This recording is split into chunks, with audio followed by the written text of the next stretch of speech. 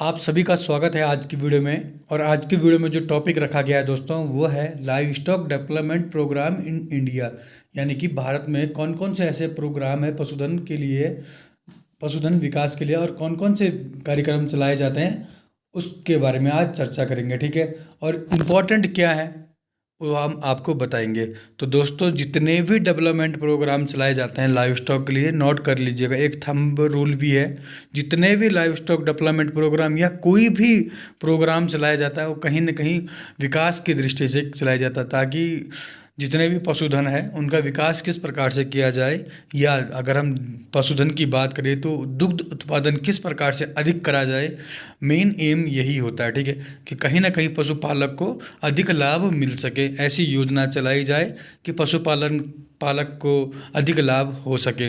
या हमारे जितने भी किसान भाई है, ऐसी कौन सी टेक्निक अपनाई जाए कि अधिक से अधिक क्या उत्पादन हो। ठीक है, क्या एक थंब रूल है। इसी के तहत क्या हो सकता है दोस्तों, जैसे एनिमल ब्रीडिंग कार्यक्रम भी चलाया जा सकता है।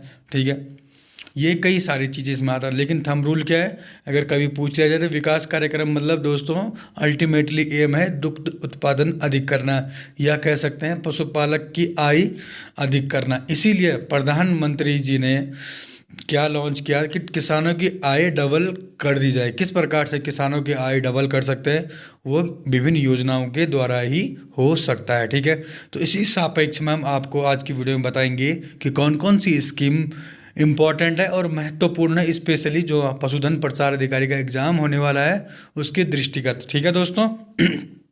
तो स्टार्ट करते हैं दोस्तों। फर्स्ट हम आपको बताते हैं, ठीक है, राष्ट्रीय गोकुल मिशन। मेन चीज़ है राष्ट्रीय गोकुल मिशन। ये कब लॉन्च हुआ था दोस्तों, सिंपल सा याद कर लीजिएगा, राष्ट्रीय गोकुल मिशन है स्कीम का नाम, और ये दिसंबर 2014 से शुरू हुआ था। ठीक है दोस्तों। और इसके जो ऑब्जेक्टिव थे, जो इसके उद्देश्य थे, वो इम्पोर्टेंट क्या थी, आर्टिफिशियल इंसामिनेशन करना। ठीक है, आप लिखते जाइएगा, एआई का बढ़ावा देना।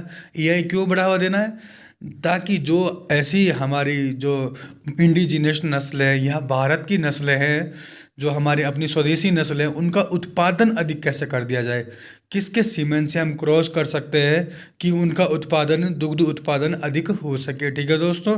तो इस हिसाब से क्या आर्टिफिशियल इंसामिनेशन प्रोग्राम चलाया गया था राष्ट्रीय गोकुल मिशन के तहत। और साथ ही साथ पशु चारा हो या अन्य जैसे कह सकते हैं डिजीज कंट्रोल प्रोग्राम हो, इसी के तहत क्या राष्ट्रीय गोकुल मिशन के तहत 2014 से शुरू किया गया था। लेकिन स्पेशल क्या था, एआई इसमें रखा गया था। तो दोस्तों, इसी के सापेक्ष में क्या है, प्रधानमंत्री हमारे नरेंद्र मोदी जी ने 11 सितंबर 2019 को 11 सितंबर 2019 को दो कार्यक्रम चलाए। ठीक है, फर्स्ट क्या है, NADCP। इसकी फुल फॉर्म लिख लीजिएगा दोस्तों, काफ़ी इंपॉर्टेंट है। अभी करंट में चल रहे हैं ये प्रोग्राम, जो आपको शुरू में बता रहा हूँ, दोनों ये करंट के प्रोग्राम है। और एकदम बहुत ही ज़्यादा, अगर पशुपालन की बात करें, पूरे देश में ये क्या सेंट्रल गवर्नमेंट की स्कीम है और इसके तहत ही काम करा जा रहा है। NADCP यानी कि national animal disease control programme. ठीक है।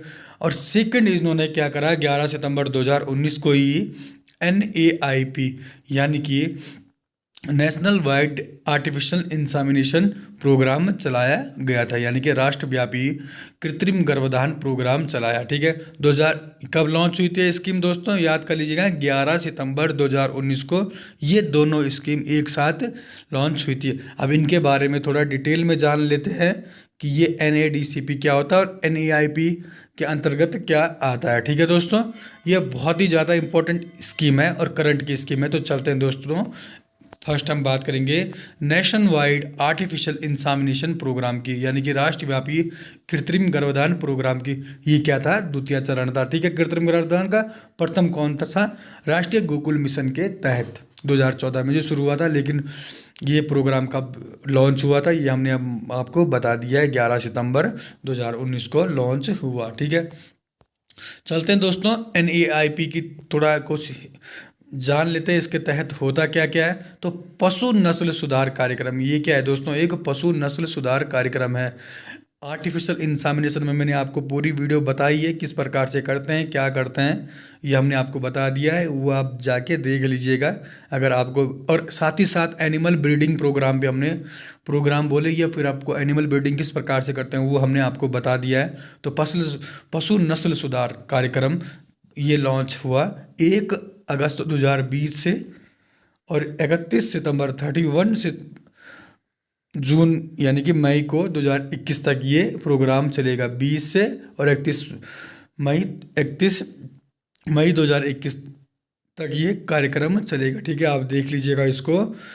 राष्ट्रव्यापी कृत्रिम गर्भाधान कार्यक्रम, इसके तहत जहां जिस स्थान पर 50% से कम एआई की जाती है, उन 604 जिलों में, जहां कम हो रही है उन 604 जिलों में क्या ये कृत्रिम गर्भाधान कार्यक्रम चलेगा। और अपना उत्तराखंड की बात करें तो उत्तराखंड में क्या है दोस्तों, कंप्लीटली सभी डिस्ट्रिक्ट में क्या अभी तक 33% के लगभग ही कार्यक्रम चला है। 30% ही एआई हो पाई है, इसलिए इसमें क्या बहुत ही ज़्यादा फोकस किया जा रहा है पशुपालन विभाग की तरफ।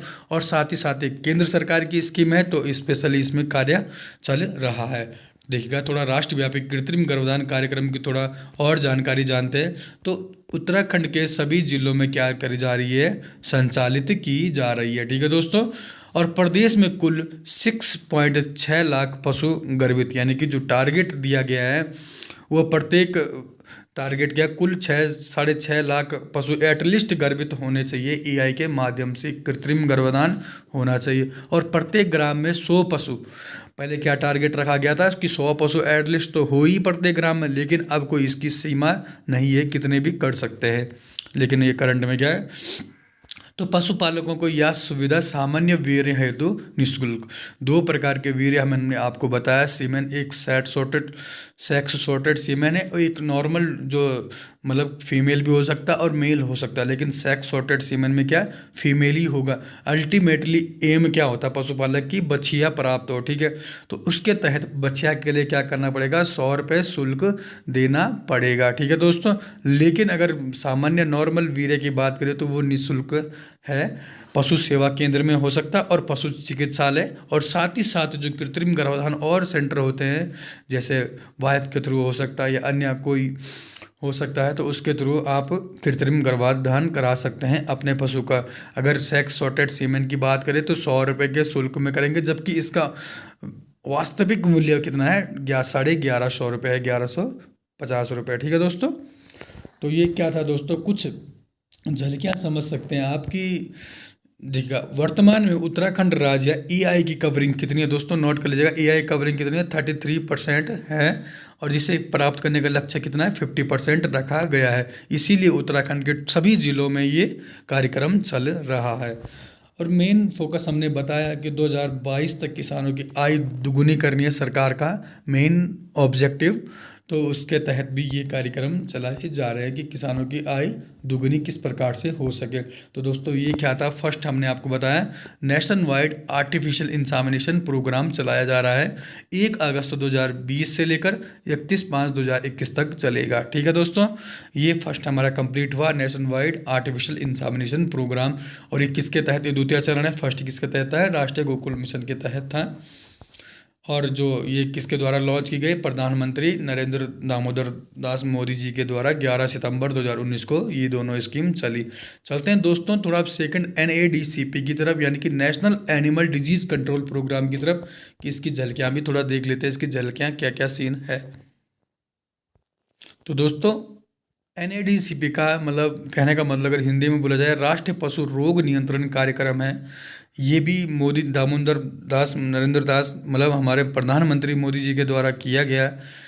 ठीक है, तो इसके तहत क्या था, किस प्रकार से FMD यानी कि जिसको खुरिया बोलते हैं, और ब्रोसेलिसिस। तो दोस्तों अगर आप, मैं फिर बोलूँगा, अगर आपने अभी तक पशु रोग पे हमारी वीडियो नहीं देखी है तो हमने पूरा कंप्लीट बताया है, और साथ ही साथ वैक्सीनेशन के बारे में भी बताया कि वैक्सीनेशन टीकाकरण कब किया जाता है और क्यों, कितने बार किया जाता है, क्या किया जाता है, ये सब हमने आपको अपने एनिमल डिजीज़ की वीडियो में आपको बता दिया है। तो आपने अगर अभी तक वीडियो नहीं देखी तो ये भी जाके देख लीजिएगा। एनएडीसीपी में इम्पोर्टेंट मुख्यतः दो डिजीज़ को रखा गया है, एफएमडी यानी कि फुट एंड माउथ डिजीज़, जिसको हिंदी में खुरपका और मुंह पका भी कहा जाता है और गांव में खुरिया भी कहा जाता है, ठीक है। और साथ ही साथ सेकंड डिजीज़ है ब्रुसेलोसिस, यानी कि जो क्या एक जूनोटिक डिजीज़ है, man to human, human to, कहने का मतलब एनिमल टू ह्यूमन, ह्यूमन से एनिमल की तरफ भी जो जा सकता है डिजीज़, ठीक है। ब्रोस ये क्या है, जूनोटिक डिजीज़ है, याद कर लीजिएगा इस टर्म को भी, जूनोटिक डिजीज़ होती क्या है, ठीक है दोस्तों। तो ब्रोसिलिसिस और एफएमडी को कंट्रोल करना है किसके थ्रू, टीकाकरण के थ्रू।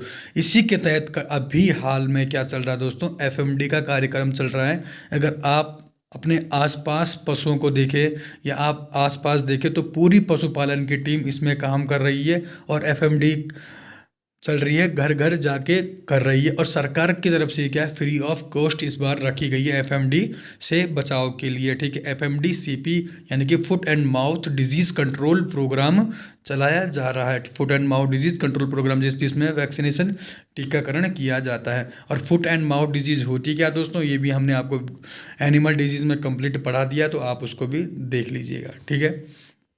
ये क्या हो गया दोस्तों, ये दोनों हमने आपको कंप्लीट करा दिया और साथ ही साथ पीपीआर भी इसके तहत रखा गया, लेकिन मेन फोकस क्या एफएमडी क्या कि इससे काफ़ी लॉस होता है पशुओं का, एफएमडी से और ब्रुसेलोसिस से, ठीक है। तो दोस्तों ये हुई दो स्कीम कंप्लीट, एनएडीसीपी और साथ ही साथ एनएआईपी, ठीक है, आर्टिफिशियल इंसेमिनेशन प्रोग्राम के। तो दोस्तों चलते हैं नेक्स्ट। अब जो है मैं अब आपको ये इम्पोर्टेंट इसलिए था शुरू में क्योंकि ये काफ़ी करंट में चल रही है और पेपर में दृष्टि से भी महत्वपूर्ण है। तो दोस्तों अब जो मैं बताऊंगा आपको वो डायरेक्ट कब लॉन्च हुई और कौन कौन सी स्कीम है महत्वपूर्ण, वो हम आपको बताएंगे, चलिएगा। तो थर्ड स्कीम की बात करें तो नेशनल लाइव स्टॉक मिशन, आप सभी लोग जानते हैं national livestock mission programme चलाया जा रहा है, अभी भी इसमें काम चलता है। नेशनल चलता क्या, इसी के तहत ही काफ़ी पशुपालन विकास कार्यक्रम है, तो इसको भी रखा गया।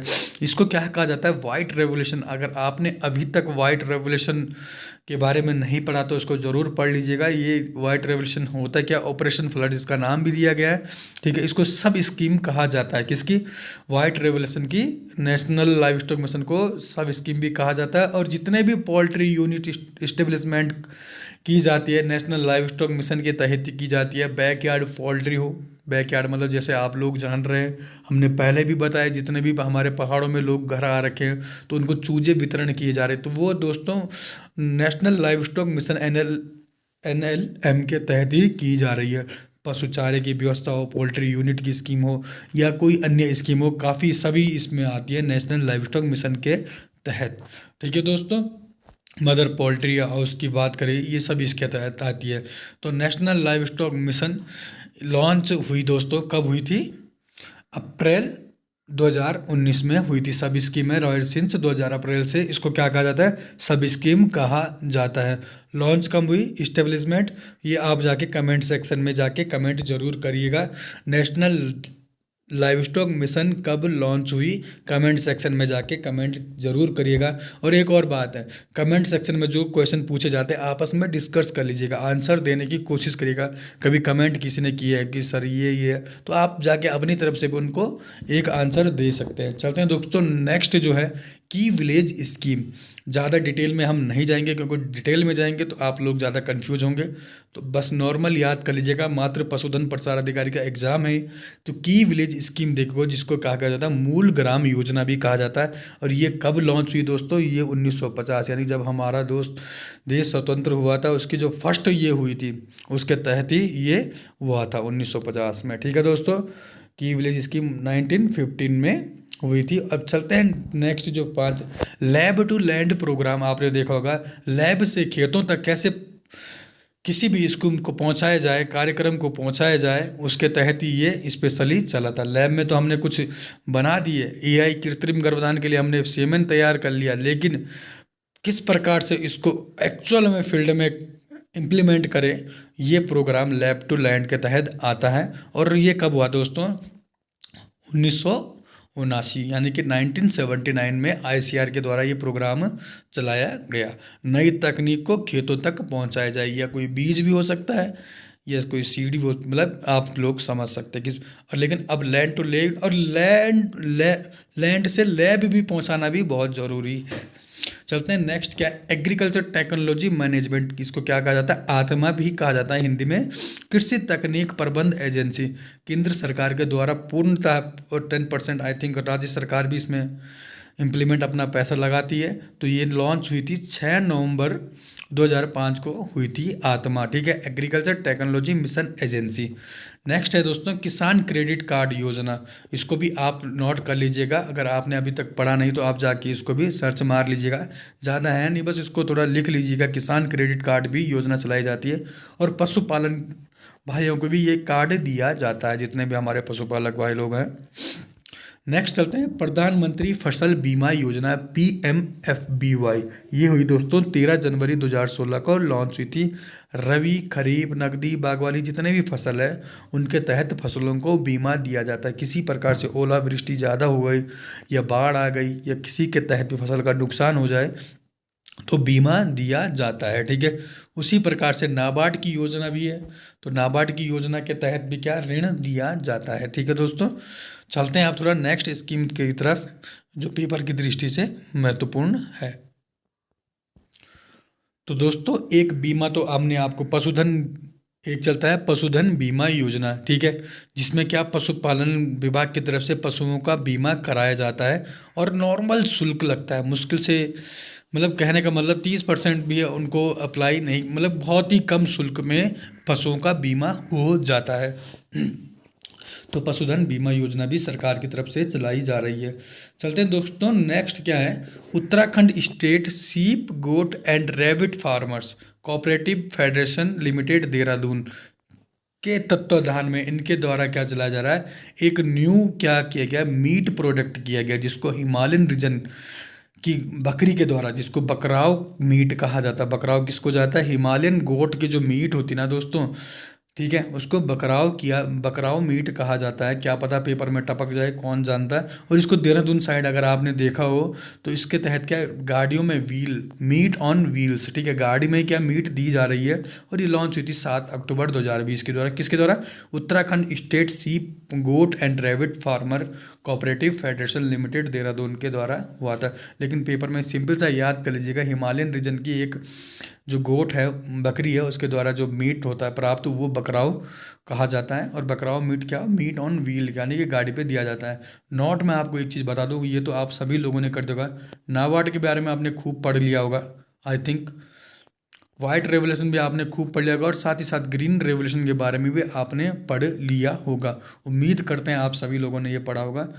तो दोस्तों अपनी वीडियो को यहीं स्टॉप करते हैं। अगर कुछ भी अगर और इम्पोर्टेंट मुझे लगे कि पशुधन प्रसार के लिए क्या स्कीम हो सकती है, वो तो मैं आपको तुरंत लाऊंगा, लेकिन जो मुझे लगा मैंने आपको बता दिया दोस्तों। तो वीडियो को यहीं पे रुकते हैं। आज की वीडियो में इतना ही। कमेंट सेक्शन में जाके कमेंट जरूर करिएगा वीडियो कैसे लगी। तो जय हिंद, जय भारत, नमस्कार।